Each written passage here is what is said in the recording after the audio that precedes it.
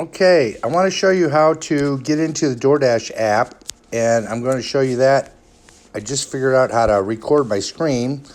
So, the Dasher app, when you log in, it's going to tell you, it's going to show you your geographical area. It's going to have, I'm in the city of Toledo. These bottom lines down here where it says Cedar Creek, below that is Bowling Green. That's a different section. But this is what the app looks like when you log in. You got your schedule button. You can schedule a dash. If you're not a preferred dasher, you can schedule your dash. This has your account information, basically. This is your ratings. Yesterday, I got stuck by a train, and that was one of my contract. I was 13 minutes late, so that was it. But my customer rating is 4.90. It's high. My acceptance rate was 98. Sometimes I missed them, but here it says I'm super reliable.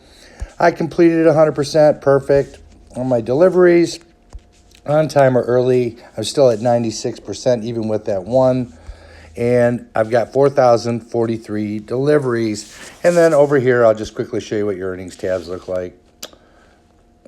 I'm not going to. And then up in the top there where it says earnings, that little bank there, that's where you get your deposit information. Well, the earnings tab's there. But that's basically it and how you use the inside of your DoorDash app. Oh, and by the way, they have promos here, certain promos.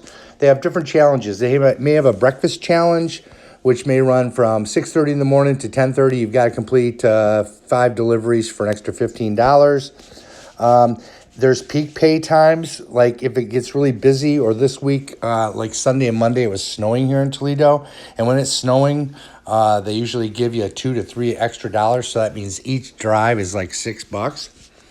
And then new challenges and peak pay campaigns are available, and they'll tell you the date. In this case, it's Friday the 5th, but I'm sure Super Bowl Sunday coming up, they're going to have a lot of peak pay opportunities. So that's basically how you look inside the DoorDash app.